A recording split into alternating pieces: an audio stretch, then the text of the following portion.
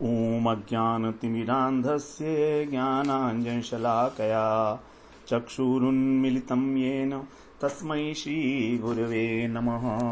वन्देऽहं श्रीगुरो श्रीयुत्पदकमलं श्रीगुरून् वैष्णवांश्च श्रीरूपं साग्रजातं सहगण रघुनाथान्वितं तं सजीवं साद्वैतं सावधूतं परिजनसहितं कृष्ण चैतन्यदेवं श्रीराधा कृष्णपादान् सहगण ललिता श्रीविशाखान्वितांश्च तमादिदेवं करुणानिधानं तमालवर्णं सुहितावतारम् अपार संसार समुद्र सेतुं भजामहे भागवत स्वरूपम्। हे देव हे दैत हे भुवनैक बंधो, हे कृष्ण हे चपल हे करुणैक सिंधो, हे नाथ हे रमण हे नयनाभिराम, हा हा कदानुभवितासि पदं दृशोर्मे। श्री कृष्ण चैतन्य प्रभो नित्यानंद, श्री अद्वैत गदाधर शिवसादि गौरभक्त वृंद।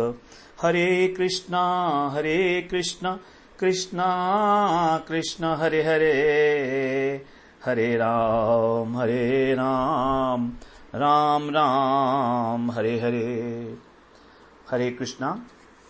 सर्वप्रथम मैं अपने गुरुपाद पद्म ओम विष्णुपाद अष्टोत्तर शत श्री श्रीमद् भक्ति वेदांत माधव गोस्वामी महाराज के चरण कमलों में अनंत कोटि दंडवत प्रणाम ज्ञापन करता हूँ।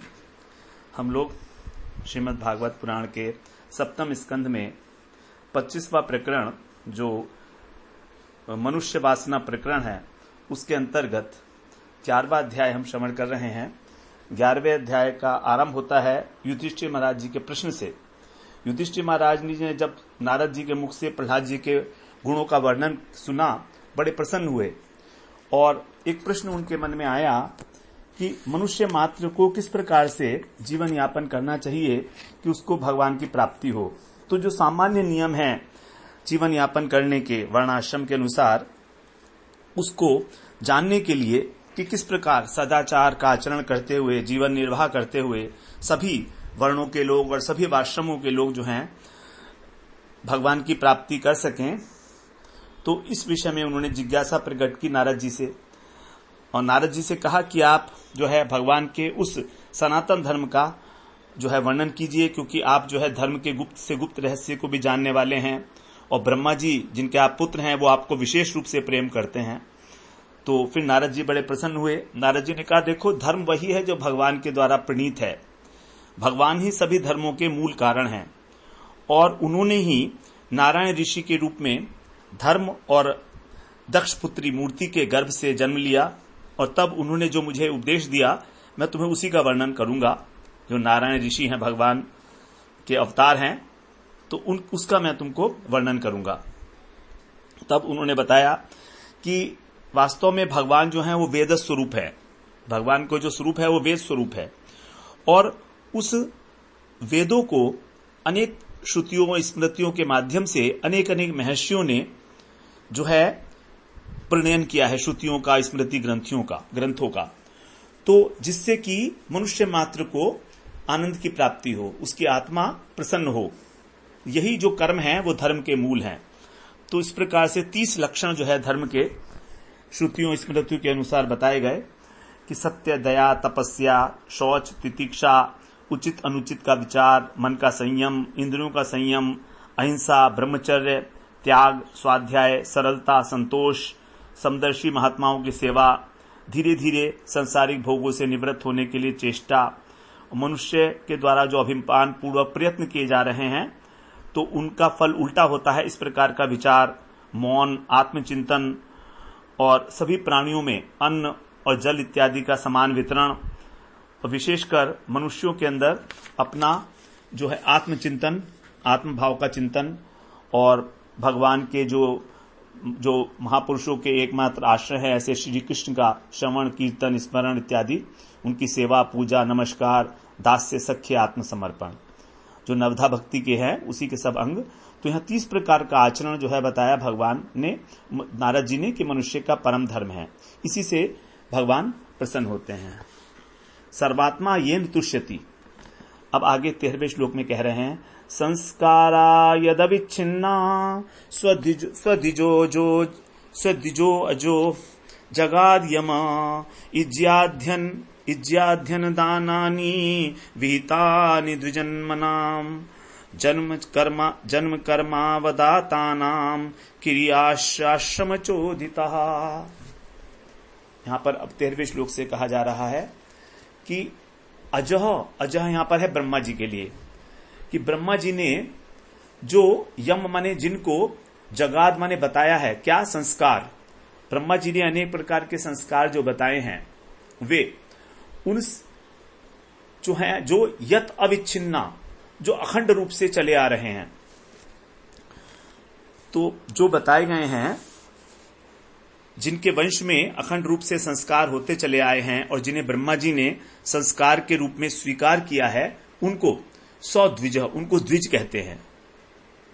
तो जो संस्कार कराते हैं अपना परंपरा से, वो द्विज कहलाते हैं। जन्म कर्म अवदाता नाम, और जो जन्म कर्म से शुद्ध हैं, ऐसे द्विजों के लिए, जो ब्राह्मण हैं उनके लिए इज्जिया माने यज्ञ, अध्ययन, वेदों का अध्ययन करना, दान, और आश्रमों के लिए, जो ब्रह्मचर्य इत्यादि आश्रम हैं, उनके लिए जो है क्रिया विहितानी, विशेष विशेष प्रकार की क्रियाओं का विधान किया गया है। तो यहां पर कहने का तात्पर्य यह है कि जो ब्राह्मण हैं, वे लोग ब्रह्मा जी के द्वारा जो संस्कार बताए गए हैं, जो आरंभ किए गए हैं परंपरा के द्वारा, विच्छिन्न रूप से गर्भाधान इत्यादि संस्कार, तो उन सबको पालन करना है, वे द्विज कहलाते हैं। तो अब यहां पर 4 वर्ण और 4 आश्रमों के आगे नियम जो है इनका वर्णन किया जाएगा। तो बता रहे हैं कि गर्भाधान जो है वर्णाश्रम पद्धति में सबसे पहला संस्कार है। उसके बाद 10 प्रकार के संस्कार बताए गए हैं, अनेक अनेक प्रकार के जो संस्कार हैं। तो जिनके ये संस्कार किए जाते हैं उनको द्विज कहा जाता है, क्योंकि संस्कार के बाद जो है, जब उसको दीक्षा मिल जाती है तो उसका दूसरा जन्म माना जाता है।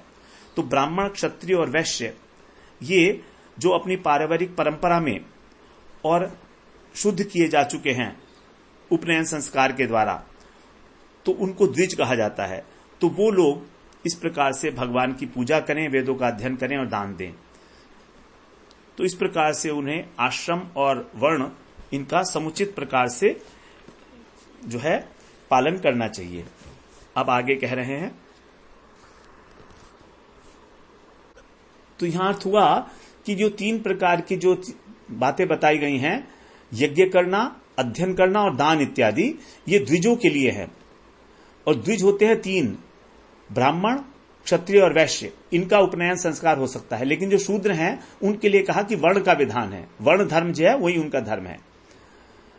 अब आगे बता रहे हैं ब्राह्मणों के क्या है 14वें श्लोक में, विप्रस्य अध्ययनान्यादीनि षडन्यस्या प्रतिग्रह राज्ञो वृत्ति प्रजा गोप्तुर अविप्राद वा करादिभि। 14वें श्लोक में अब जो ब्राह्मण है, विप्र जो ब्राह्मण है, उनके लिए क्या कर्म है, 6 प्रकार के कर्म बताए हैं। अध्ययन करना, आदिदीनी षट, 6 प्रकार के, ये क्या क्या है, अध्ययन, अध्यापन, दान देना, दान लेना, यज्ञ करना और यज्ञ कराना। ये 6 प्रकार के जो कर्म हैं ये ब्राह्मण के लिए हैं। और अन्यस्य माने दूसरों के लिए, अर्थात जो क्षत्रिय और वैश्य हैं उनके लिए अप्रतिग्रह, उनको दान नहीं लेना चाहिए। वा प्रजा गोप्तु, और प्रजा की रक्षक जो हैं करने वाले जो क्षत्रिय हैं, उनका जो जीवन निर्वाह है, राज्य वृत्ति ही, ऐसे जो राजा है प्रजा के रक्षक, उनकी जीविका का जो उपार्जन होगा वो अविप्राद कर आदि भी, ब्राह्मणों को छोड़कर और सबसे यथा योग्य कर इत्यादि के द्वारा चलाई जाएगा। तो ब्राह्मण तो दान ले सकता है, लेकिन क्षत्रिय दान नहीं ले सकता। तो क्षत्रिय की फिर जीविका कैसे चलेगी? वो कह रहा है कि ब्राह्मणों को छोड़कर वो अन्य लोगों से कर के रूप में टैक्स ले सकता है। राजा होता है वो टैक्स लेता ही है। तो क्षत्रिय के लिए दान लेना वर्जित है, लेकिन वो अन्य 5 कर्तव्य कर सकता है, 6 में से 5 कर सकता है, और वो भी ब्राह्मण से कर नहीं लेगा कभी भी। अपनी प्रजा के ऊपर जो सीमा शुल्क है, जो दंड है, उसको जुर्माने के रूप में लेकर अपनी जीविका चला सकता है। तो यहां पर विश्वनाथ चक्रवर्ती ठाकुर ने जो वर्णन बताया है वो ऐसे बताया कि ब्राह्मण के तो हो गए 6 कर्तव्य, इनमें से 3 अनिवार्य हैं ब्राह्मणों के। वेदों का अध्ययन करना, यज्ञ करना और दान देना, ये जो है आवश्यक है। और 3 जो हैं वो ऐसा कर सकता है कि वो ना भी करे। तो यदि ब्राह्मण यज्ञ न कराए, वेद न पढ़ाए, दान न ले, तो उसको कोई पाप नहीं लगेगा। लेकिन उसके लिए आवश्यक है कि वो यज्ञ करे, कराए ना, खुद करे, अपना करना है उसको। वेदों को पढ़ाए ना, खुद पढ़े, और दान ले ना, दान दे, ये आवश्यक है। यदि ये नहीं करेगा तो कर्म से भ्रष्ट हो जाएगा। इस प्रकार से 3 जो हैं आवश्यक हैं, और 3 जो हैं उसकी जीवन संबंधी आवश्यकताओं को पूरा करने वाले हैं। तो 6 कर्तव्यों में से 3 अनिवार्य हो गए, यज्ञ करना, वेदों का अध्ययन करना और दान देना। अब ब्राह्मण अपनी जीविका के लिए कोई वृत्तिपरक व्यवसाय नहीं करता है, इसीलिए यहां पर कहा गया है आगे भी कि ब्राह्मण किसी की सेवा नहीं करता है। यदि वो सेवा करता है किसी की, तो वो अपने पद से च्युत हो जाता है। और अप्रतिग्रह का मतलब है जो अन्य लोग हैं क्षत्रिय, उनको कभी भी दान नहीं लेना चाहिए, दान नहीं लेना चाहिए उनको, बल्कि वो अपनी प्रजा के ऊपर शुल्क लगा सकते हैं, ऐसा प्रोविजन बताया गया। अब 15वें श्लोक में कह रहे हैं, वैश्यस्तु वार्ता वृत्तिश्च नित्यं ब्रह्मकुलानुगः शूद्रस्य द्विज शुश्रूषा वृत्तिश्च स्वामिनो भवेत्। वैश्य की जो वृत्ति है उसके लिए बता रहे हैं, वैश्य को तो नित्यम ब्रह्मकुल अनुगः, ब्राह्मण के कुल का नित्य अनुगामी होकर, नंबर 1। नंबर 2 क्या करना है फिर उसको? वार्ता, व्यापार से जो होने वाली वृत्ति माने जीविका है उसका उपार्जन करना चाहिए व्यापार से। और शूद्र से, शूद्र का कर्तव्य क्या है? द्विज शुश्रूषा, द्विजों का सेवा करना, अर्थात ब्राह्मण, क्षत्रिय और वैश्य, इन तीनों की सेवा करना जो द्विज हैं। और आजीविका वृत्ति जो है, आजीविका स्वामिन है भवेत, उसको अपने स्वामी से ही उसकी आजीविका चलेगी। तो उसकी जीविका का जो निर्वाह है वो उसके ऊपर उत्तरदायित्व नहीं है, उसका जो स्वामी है वही उसका भरण पोषण करेगा शूद्र के लिए। तो वैश्य के लिए बताया गया कि वो व्यापार इत्यादि करेगा ब्राह्मण के आदेश का पालन करते हुए। गीता में कहा गया कृषि, गौरक्षा और व्यापार, ये 3 प्रकार के जो है व्यापार कर सकता है वो। वार्ता वृत्ति का मतलब है 3 प्रकार के, कृषि, गौरक्षा और व्यापार, लेना देना। कहीं कहीं पर वैश्यों के लिए जो है ये भी कहा गया है कि वो ब्याज से भी अपनी वृत्ति चला सकते हैं, अपनी जीविका चला सकते हैं। कहीं कहीं किसी किसी शास्त्र में ऐसा भी कहा गया है। अब 16वें श्लोक में कह रहे हैं, वार्ता विचित्राशालीन यायावरशिलोच्छलम विप्रवृत्तिश्चतुर्धेयम श्रेयसी चोत्तरोत्तरा। विप्र विचित्रा इयम चतुर्धा, ब्राह्मण की जो है विचित्र प्रकार की चतुर्धा वृत्ति, 4 प्रकार की जीविका है ब्राह्मण के लिए। नंबर 1 कर्ता, ब्राह्मण की जो है 4 प्रकार की वृत्ति बताई गई है। क्या? कि विचित्र वार्ता विचित्रा शालीन, आयावर माने शिलोच्छलम, शालीन का मतलब है कि जो बिना मांगे मिल जाए, जो बिना मांगे मिल जाए, उस प्रकार की वृत्ति है। तो 4 प्रकार के वो साधन अपना सकता है। नंबर 1 वार्ता, नंबर 2 शालीन, नंबर 3 यायावर और नंबर 4 शिलोच्छन। यहां पर वार्ता का अर्थ है यज्ञ अध्ययन इत्यादि कराकर धन लेना। वार्ता का मतलब यज्ञ इत्यादि कराना। शालीन का मतलब है बिना मांगे जो मिल जाए, शालीनता के साथ उसमें निर्वाह करना। यायावर का मतलब है नित्य जो है धन इत्यादि मांगना, अन्न, धन्य नहीं, धान्य का मतलब अन्न इत्यादि को मांग लाना, भिक्षा करना। और चौथा है शिलोच्छन का मतलब किसान के खेत में जब किसान खेत काटता है तो कुछ अन्न जो है वो पृथ्वी पे गिर जाता है, जब वो अपने घर लेकर आता है तो वो कण जो रह जाते हैं उनको शिल कहा जाता है।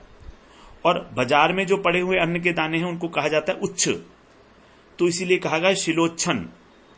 तो उन शिल को और उच्छों को बीन कर अपना जीवन निर्वाह करना, ये शिलोच्छन वृत्ति है। तो ब्राह्मण के 4 प्रकार की वृत्ति बताई गई। यज्ञ अध्ययन इत्यादि करा के धन लेना, नंबर 1। नंबर 2 बिना मिले जो मिल जाए उसमें निर्वाह करना। नंबर 3 नित्य प्रति अन्न इत्यादि मांग कर लाना। नंबर 4 किसान के खेत में जो बच जाता है अन्न, शिलोच्छन वृत्ति, उसको धारण करना। इनमें से बता रहे हैं पीछे की जो वृत्तियां हैं वो अपेक्षाकृत श्रेष्ठ हैं, अर्थात सबसे जो उत्तम है उसके लिए वो है शिलोच्छन, उसके बाद भिक्षा करना, उसके बाद बिना मांगे जो मिल जाए, और उसके बाद यज्ञ इत्यादि कराकर धन वसूल करना, तो वो ज्यादा कल्याणकारी है। तो शिलोच्छन जो है वो सबसे सर्वश्रेष्ठ वृत्ति है ब्राह्मण के लिए।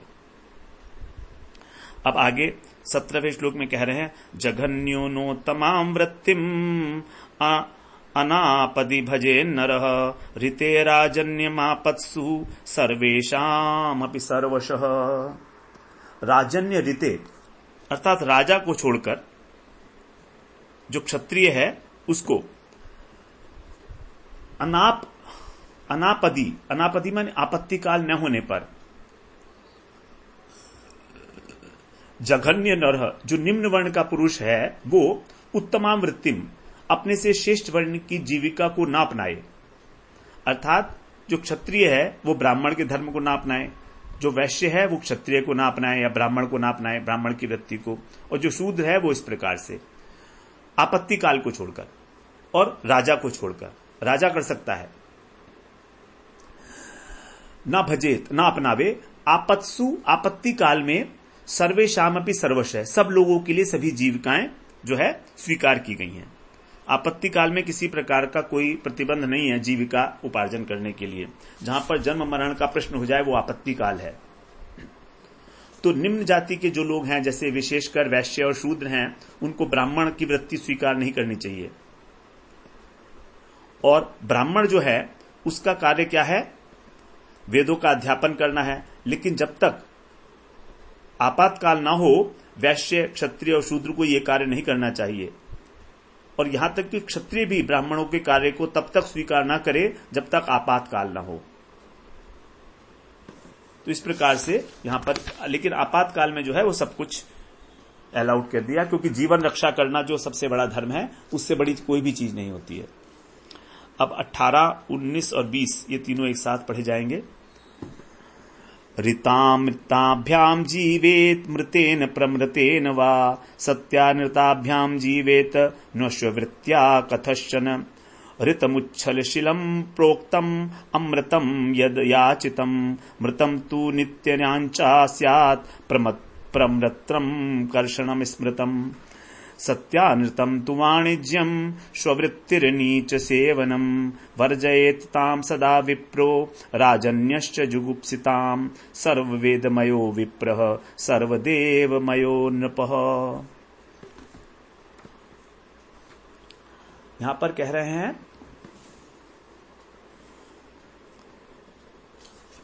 18वें श्लोक में ऋताम, ऋत, अमृता माने अमृत, मृतेन माने मृत से, और सत्यानृत, ये 4 वृत्तियां हैं। नहीं, ऋत, अमृत, मृत, प्रमत्त और सत्यानृत, ये 5 वृत्तियां हैं। इनमें से किसी भी वृत्ति का आश्रय ले ले, किसी भी वृत्ति का आश्रय ले, लेकिन स्ववृत्तिया न कथश्चन, कभी भी श्वान वृत्ति का अवलंबन ना करे। 5 प्रकार की जो वृत्ति बताई गई हैं, ऋत, अमृत, मृत, प्रमत्त और सत्यनृत, इनमें से किसी एक को भी स्वीकार कर ले, लेकिन जो श्वान वृत्ति है, कुकर वृत्ति, उसको कभी भी अपनाना नहीं चाहिए। अब ये जो 5 वृत्तियां हैं, इन्हीं के विषय में आगे बता रहे हैं। ये क्या है? ऋतम उच्छिलम प्रोक्तम। जो ऋत है, ऋत का अर्थ क्या है वो बता रहे हैं कि उच्छिछल वृत्ति के अंदर, अर्थात खेती से जो कण गिन जाते हैं, जमीन के ऊपर गिर जाते हैं, उसको एकत्र करना, इसको कहा जाता है ऋत। खेतों में पड़ा हुआ जो अन्न होता है उसको बोलते हैं शिल, और बाजार में जो पड़ा होता है उसको बोलते हैं उच्छ। तो इसको बीन कर जो शीलोच्छन वृत्ति है उससे जीवन निर्वाह करना कहलाता है ऋत। ऋतम उच्छिल्लम प्रोक्तम। और अमृतम यद अयाचितम, और जो बिना मांगे मिल जाता है अयाचित वृत्ति, जिसको शालीन कहा गया था पहले, उसको अमृत कहा गया है। मृतम च नित्य नित्ययांचा स्यात्, और नित्य ही मांग कर लाना, अर्थात यायावर वृत्ति जिसको पहले गया था वो है मृत।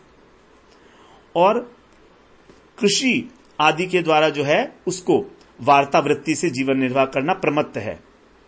जब हम कृषि इत्यादि करते हैं, खेती बाड़ी करते हैं, तो उसको कहा जाता है प्रेमृत। और जो वाणिज्य है, सत्यानृतम तु वाणिज्यम, और वाणिज्य करना था, व्यापार करना, है सत्यानृत है। और निम्न वर्ण की जो वृत्ति है वो है स्ववृत्तिर नीच सेवनम, अर्थात निम्न वर्ण की सेवा करना, ये श्वान वृत्ति है, कुत्ते वाली वृत्ति। तो वर्जये ताम सदा विप्रो राजन्याश जगुप्सिताम, ब्राह्मण और क्षत्रियों को ये जो अंतिम वृत्ति है, श्वान वृत्ति, इसका कभी भी सेवन नहीं करना चाहिए। कारण क्या है? सर्ववेदमयो विप्रह, ब्राह्मण जो है सर्ववेदमय है, और सर्वदेवमयो नृपः, और राजा जो है वो भी सर्वदेव है, अर्थात उसके अंदर भी सभी देवताओं का निवास है।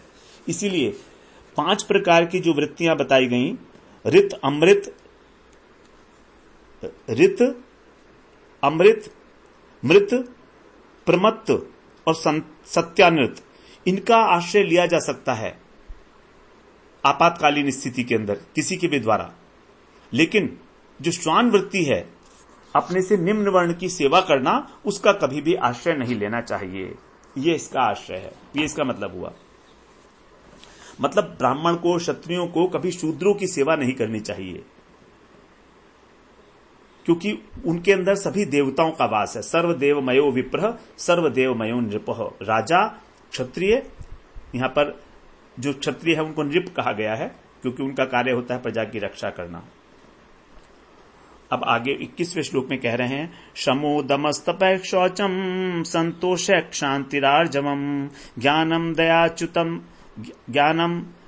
दयाच्युतात्मत्वम सत्यम च ब्रह्म लक्षणम।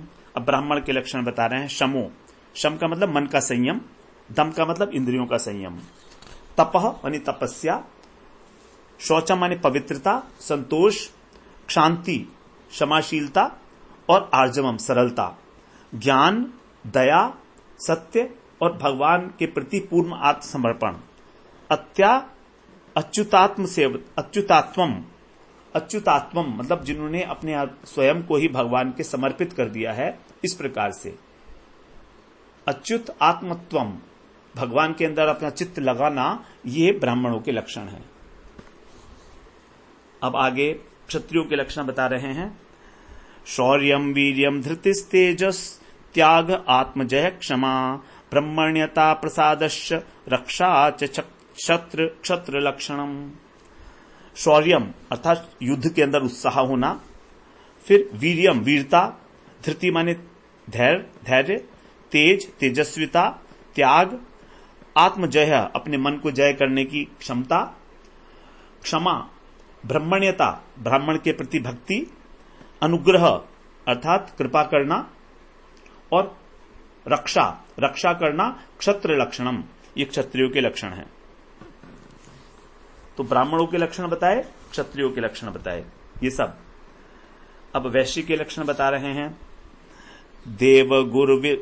देवगुर्वच्युते भक्तिस् त्रिवर्ग परिपोषणम आस्तिक्यम उद्यमो नित्यम नैपुणम वैश्य लक्षणम। यहां पर बता रहे हैं 23वें श्लोक में देवता और गुरु और भगवान, इनके अंदर भक्ति का होना, त्रिवर्ग का मतलब है धर्म अर्थ और काम को परिपोषणम, भली भांति इसका पोषण करना, अर्थात धर्म अर्थ काम इन पुरुषार्थों की रक्षा करना, आस्तिक्यम आस्तिकता, नित्यम उद्यम निरंतर उद्योगशीलता, नैपुण्यम निपुण होना, व्यावहारिक निपुणता इत्यादि, वैश्य लक्षणम ये वैश्यों के लक्षण हैं। अब आगे 24वें श्लोक में शूद्र के लिए कहा जा रहा है शूद्रस्य सन्नति शौचम सेवा स्वामिन्य मायया अमंत्रयज्ञो ह्यस्तेयम सत्यम गो विप्र रक्षणम। शूद्र के लक्षण क्या है? सन्नति माने विनम्रता, शौचम यानी पवित्रता, अमायया छल का न होना, कपट का न होना, स्वामी की निष्कपट सेवा करना, स्वामिनी सेवा स्वामी की सेवा करना कपट रहित होकर, अमंत्र है यज्ञ और वैदिक मंत्रों से रहित यज्ञ, ही अस्तेयम और निश्चय ही, अस्तेय माने चोरी न करना, सत्य माने सत्य, गौ विप्र रक्षणम गाय और ब्राह्मणों की रक्षा करना, ये शूद्र के लक्षण बताए गए। तो शूद्र के लिए कहा गया है कि मंत्र के बिना भी ये यज्ञ कर सकता है, अमंत्र है यज्ञ है, मंत्रों का वहां पर विचार नहीं है शूद्र के लिए। अब 25वें श्लोक में कह रहे हैं स्त्रियों के लक्षण बता रहे हैं स्त्रीणाम च पतिदेवानाम तच्छुडानुकूलता तद्बंधुषु अनुवृत्तिश्च नित्यम तद्व्रत धारणम। पति देवानाम अर्थात पति को परमेश्वर मानने वाली स्त्री नाम स्त्रियों के भी लक्षण हैं। उनके क्या है? नंबर 1 तत्शुश्रूषा पति की सेवा करना, अनुकूलता उसके अनुकूल रहना, तत्बंधुषु अनुवृत्ति और उसके जो संबंधी हैं पति के उनके साथ अनुकूल व्यवहार करना, किसी प्रकार के जो है व्यंग इत्यादि ना करना, उनकी अनुकूलता के अनुसार आचरण करना, नित्यम तद्व्रत धारणम और सदा नियमों की रक्षा करना। तो ये जो है पति के जो नियम है उनकी रक्षा करना, जैसे पति ने कोई व्रत लिया है, कुछ भी किया है तो उसकी रक्षा करना, ये जो है पतिव्रता स्त्री के लिए जो है धर्म बताए गए हैं। तो चाणक्य पंडित जी ने कहा है इसमें कि दंपतियो कलहो नास्ति तत्र श्री स्वयमागतः, अर्थात जहां पर पति पत्नी में झगड़ा नहीं होता वहां भाग्य की देवी जो लक्ष्मी जी हैं वो स्वयं आ जाती हैं। तो यहां पर सबसे इंपॉर्टेंट बात है कि पति के अनुकूल रहना। पति के अनुकूल है तो वो पति की सेवा भी करेगी, पति के नियमों की रक्षा भी करेगी। अब 26 और 27वें श्लोक में कह रहे हैं एक साथ, सम्मार्जनोपलेपाभ्याम गृह मंडन वर्तनई स्वयं च मंडिता नित्यम परिमृष्ट परिच्छदा कामैरुच्चावचै साध्वी प्रश्रयेण दमेन च वाक्यै सत्यै प्रियै प्रेम्णा काले काले भजेत पतिम। सम्मार्जन करना अर्थात झाड़ना, घर को साध्वी स्त्री को झाड़ना बुहारना चाहिए, उपलेभ्याम लीपना चाहिए उसको, फिर मंडन वर्तनई जो चौक है उसको पूरना चाहिए, चौक जो होता है रसोई बनाने की स्थान इत्यादि को।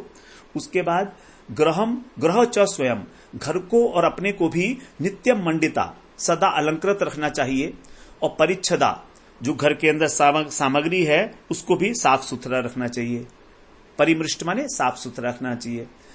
कामई रुवाच्चा वचही समय समय पर, काले काले माने समय समय पर, उच्च अवचही छोटे और बड़े, कामई कामों के अंदर योगदान देकर, प्रश्रयण नम्रता पूर्वक, और दमेन इंद्रिय संयम करते हुए, सत्यई प्रियई सत्य और प्रिय, वाक्यई वाक्यों से, प्रेमणा माने प्रेम पूर्वक, साध्वी पतिम भजेत पतिव्रता स्त्री को पति की सेवा करनी चाहिए। तो किस प्रकार से? नम्रता पूर्वक, इंद्रिय संयम करते हुए, सत्य और प्रिय वचनों के द्वारा प्रेम पूर्वक पति की सेवा करने के लिए यहाँ पर पतिव्रता स्त्रियों के लिए जो है बताया गया। अब 28वें श्लोक में कह रहे हैं, संतुष्टा लौलुपा दक्षा धर्मज्ञा प्रिय सत्यवाक अप्रमत्ता शुचि स्निग्धा पतिम तो पतितम भजेत। यहां पर अब कह रहे हैं कि संतुष्टा अर्थात जो कुछ भी मिल जाए उसमें संतोष करे, संतुष्ट रहना चाहिए। ये सोच के असंतोष नहीं करना चाहिए कि हमारे घर में ये नहीं है, हमारे घर में वो नहीं है। दूसरे की वस्तु को देखकर ललचाए ना, लौलुपा किसी वस्तु को, अलौलुपा किसी वस्तु को देख के भी ललचाए नहीं। और धर्मज्ञा दक्षा माने सभी कार्यों में चतुर हो, धर्मज्ञा माने धर्म की जानने वाली हो, प्रिय सत्यवाक प्रिय और सत्य बोले, और अप्रमत्ता अपने कर्तव्य में सावधान रहे, शुचि माने पवित्र रहे, और स्निग्धा प्रेम से परिपूर्ण होकर पतिम तु अपतितम भजेत। यदि पति पतित नहीं है, यदि पति का पतन नहीं हुआ है, तब उसके साथ भजन करे, उसके साथ सहवास करे, उसके साथ मिलन करे, संग करे उसका। तो यदि पति पतित है तो उसका संग करने की उसको बोला है कि आवश्यकता नहीं है। अब 29वें श्लोक में कह रहे हैं, या पतिम हरिभावेन भजे श्रीरिव तत्परा हरियात्मना हरे लोके पत्या श्रीरिव मोदते। यहां कह रहे हैं कि जो भगवत आत्मना भगवत चिंता भगवत के समान भगवान के समान श्री इव लक्ष्मी की भांति हरि भावेन पति को भगवान मानकर उसके परायण होकर उसकी सेवा करती है, भजेत हरे लोकम पत्या, वो श्री हरि के धाम में पति के साथ श्री इव मोदते लक्ष्मी जी की भांति आनंदित होती है। वृत्ति संकर जाति नाम तत्त कुलकृता भवेत अचौराणाम अपापानाम अंत्यज्यांते अव्यसायिनाम। अब यहां पर जो अंत्यज हैं उनके विषय में कह रहे हैं कि अचौराणाम चोरी न करने वाले, अपापानाम जो पाप नहीं करने वाले, ऐसे अंत्यज हैं अर्थात जो चारों वर्णों में नहीं आते हैं, ब्राह्मण क्षत्रिय वैश्य शूद्र में, और जो अंत में अवसायी नाम, अवसायी अर्थात बस्ती के बाहर रहने वाले लोग हैं, ऐसे संकर जाति नाम जो वर्ण संकर हैं, उनकी वृत्ति आजीविका तत्त कुल कृता भवेत, अपने अपने कुल के अनुसार होती है। तो यहां पर जो वर्ण संकर हैं, मिश्रित वर्ण वाले हैं अंत्यज, उनका विवरण है। मिश्रित वर्ण दो प्रकार के बताए हैं, प्रतिलोमज और अनुलोमज। यदि उच्च जाति की स्त्री है और पुरुष नीची जाति का है तो उसको कहते हैं प्रतिलोम, और यदि निम्न जाति की स्त्री उच्च जाति के पुरुष से विवाह करे तो अनुलोम। तो ऐसे वंश के अंदर जो है नाई धोबी इत्यादि जो परंपरागत कार्य है तो उसी प्रकार वो कर्म करते हैं। अब ये वही हैं जो न चोरी करते हैं, न मांसाहार, न मद्यपान, न जुआ खेलते हैं, न अवैध मैथुन करते हैं, इसीलिए उनको कहा गया है अंत्यवसायी। तो इस प्रकार से तो यहां पर जो है ये तो अंत्यजों के अंदर कुछ तो ऐसे होते हैं जो नहीं करते हैं मांसाहार, और कुछ करते हैं। तो ये जो है अंत्यवसायी मतलब जो शहर होता है उसके बाहर की ओर ही रहते हैं, आउटर के ऊपर ही। अब आगे 31वें श्लोक में कह रहे हैं, प्राय स्वभाव विहितो नृणाम धर्मो युगे युगे वेद दृग् विस्मृतो राजन प्रेत्य च शर्म। कह रहे हैं हे राजन, वेद दृग् भी जो वेददर्शी मुनियों ने युगे यानी प्रत्येक युग में प्राय है स्वभाव के अनुसार स्वभाव विहित धर्म स्मृत धर्म बताया गया है। नृणाम प्रेत्य च, और मनुष्यों के लिए मरने के बाद जो यह इस लोक में भी शर्मकृत मतलब कल्याणकारी है। इस प्रकार के जो धर्म हैं वो बताए गए हैं, जो वेदों को जानने वाले हैं उनके द्वारा व्यवस्था की गई है। 32वें श्लोक में कहते हैं, वृत्त्या स्वभाव कृतया वर्तमान स्वकर्म कृत हित्वा स्वभावजम कर्म शनै निर्गुणतामियात। स्वभाव कृतया, स्वभाव के द्वारा जो मिला हुआ वृत्ति है, वृत्तिया जो वर्तमान वृत्ति है, उससे स्वकर्मकृत अपने कर्तव्य का पालन करने वाला व्यक्ति, शनै माने धीरे धीरे, स्वभावजम कर्म हित्वा अपने स्वाभाविक कर्म को छोड़ देता है, और फिर क्या होता है, निर्गुणाताम यात निर्गुण अवस्था को प्राप्त करता है। तीनों गुणों का अतिक्रमण करके गुणातीत अवस्था को प्राप्त करता है। तो स्वधर्म का आचरण जब निष्काम कर्म योग किया जाता है, भगवान को अर्पित किया जाता है निष्काम भाव से कर्म करके, तब वो गुणातीत अवस्था को प्राप्त करता है। 33वें श्लोक में कह रहे हैं, उप्यमानम मुह क्षेत्रम स्वयं निवीर्यतामियात न कल्पते पुनः सूत्यै उक्तम बीजम न नश्यति। मुह उप्यमानम, बार बार बोने से, जैसे क्षेत्रम जो खेत है, स्वयं माने स्वतः ही निर्वीर्यताम, निर्वीर्य हो जाता है, उसकी शक्ति नष्ट हो जाती है, ये आत्मा ने हो जाती है। और आगे कह रहे हैं सूत्यई, सूत्यई माने उत्पादन के लिए, पुनः माने दोबारा से, कल्पते न, वो उत्पादन के योग्य नहीं रह पाता। उपतम बीजम च नश्यति, बोया गया जो बीज है वो भी नष्ट हो जाता है। तो ये एक दृष्टांत है। और इसके बाद आगे साथ ही है इसके 33-34वां श्लोक, एवं कामाशयम चित्तम कामानामति सेवया विरज्येत यथा राजन अग्निवत काम बिंदु भी। हे राजन, एवं मन इसी प्रकार जैसे ऊपर बताया गया, कामाशयम, कामनाओं का जो निवास है हमारा, क्या है वो चित्त में, चित्त कामानाम, हमारा चित्त कामानाम अति सेवया, विषयों का अत्यधिक सेवन करने से, यथा विरज्येत, जैसे ऊब जाता है, और फिर अग्निवत काम बिंदु भी न, अग्नि के समान जो भोग की बूंदे हैं उनको स्वीकार नहीं करता। तो कह रहे हैं कि जैसे एक एक बूंद डालने से अग्नि कभी नहीं बुझती, लेकिन यदि घी की धारा डाली जाए तो अग्नि बुझ जाएगी। उसी प्रकार जो व्यक्ति विषय वासना में अत्यधिक लिप्त है, उसकी इच्छाएं नष्ट हो जाती हैं। जैसे कि खेत के अंदर बार बार यदि बीज उगाया जाएगा तो उसकी खेत की उर्वरता, बीज उगाने की जो क्षमता है वो नष्ट हो जाती है। तो इस प्रकार से यहां पर कहने का तात्पर्य यह है कि जो अंत्यज लोग हैं उनके लिए कभी कभी ऐसा प्रोविजन कर दिया गया है कि तुम कुछ पाप कर लो। अंत्यज लोगों के लिए मद्यपान इत्यादि के ऊपर कुछ नहीं है, छूट दे रखी है, अंतरजातीय विवाह करना, मद्यपान करना, क्योंकि ये लोग जो है अंत्यज अपनी परंपरा के अनुसार इस प्रकार के आचरण को पापपूर्ण नहीं मानते। तो उनके लिए कहा जा रहा है कि ये लोग जो अत्यंत पापी हैं, जो नीच जाति में उत्पन्न हैं, तो उनको पाप करने की अनुमति दी गई है, जिससे कि संभव है आने वाले समय में ये पाप से ऊब कर और फिर शुद्ध बनने का अवसर प्राप्त कर सके। यहां पर इस बात को कहने के लिए जो अंत्यज लोग हैं उनको भी धीरे धीरे वर्णाश्रम वर्ग में लाने के लिए यह बात कही गई है। अब आगे 35वें श्लोक में कह रहे हैं, यस्य लक्षणम प्रोक्तम पुंसो वर्णाभिव्यंजकम यदन्यत्रापि दृश्येत तेनैव विनिर्दिशेत। ये इंपॉर्टेंट श्लोक है 35वां। यहां पर कहा जा रहा है कि यस्य पुंसः वर्णः, जो पुरुषों का वर्ण है उसको अभिव्यंजकम, सूचित करने वाले, जैसे जैसे लक्षण बताए गए, यस्य यत लक्षणम प्रोक्तम, जिसके जो लक्षण बताए गए हैं, यत अन्यत्रपि दृश्येत, यदि वो किसी दूसरे में देखे जाएं तो तत् तेन एव विनिर्देशेत, उसको भी उसी वर्ण का मानो। जैसे यदि शूद्र के लक्षण ब्राह्मण में देखे जाएं तो उसको शूद्र ही मानो, वैश्य के लक्षण यदि क्षत्रिय में देखे जाएं तो उसको वैश्य ही मानो, क्षत्रिय मत मानो, चाहे उसका जन्म किसी भी वर्ण में हुआ हो।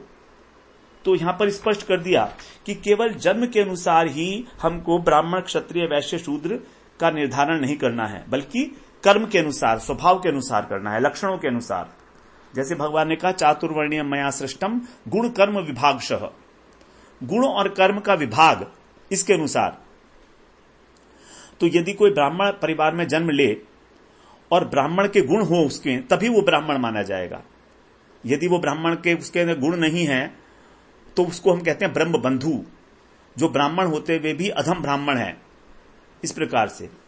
और यदि कोई वैश्य है और उसके अंदर ब्राह्मण के लक्षण माने देखे जा रहे हैं तो उसको भी ब्राह्मण ही मानना चाहिए। दूसरे वर्ण वाले में यदि मिले वो लक्षण तो उसको उसी वर्ण का समझना चाहिए। तत्तेनैव विनिर्देशेत, इस प्रकार से यहां पर बिल्कुल स्पष्ट किया कि केवल जन्म के द्वारा ही वर्ण का निर्धारण नहीं किया जा सकता। इस प्रकार से अब हम अगले सत्र में फिर द्वादश अध्याय में प्रवेश करेंगे, जहां पर ब्रह्मचर्य और वानप्रस्थ आश्रम के नियम बताए गए हैं। वांछा कल्पतरुभ्यश्च कृपा सिंधुभ्य एव च पतितानां पावनेभ्यो वैष्णवेभ्यो नमो नमः।